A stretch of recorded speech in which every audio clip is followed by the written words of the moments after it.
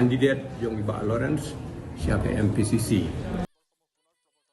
The Jubilee of Dorbar Shnong Kimusiang, marking its 75th anniversary, concluded today with a grand ceremony in which 16 founding members of the locality were felicitated. Dr. W.R. Kharlukhi, MP Rajya Sabha, attended as the chief guest. He also unveiled the 75th souvenir alongside Joai MLA Wailat Miki Shilla. A report on the year-long celebration was presented by E. Suting, Secretary of the Jubilee Committee. Dr. Kharlukhi donated 10 lakhs from his MP scheme for the renovation of the Dorbar Community Hall.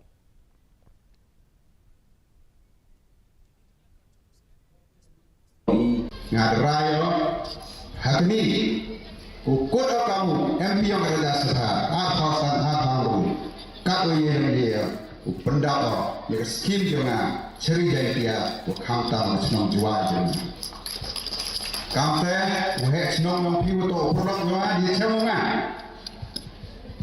kam kedak keburang yang senang kam kedak keburang yang kami dong pi urman wini dong je dong kesang jangan awal MP yang ada sah kula having a financial year atasan ataru Power here, community hall.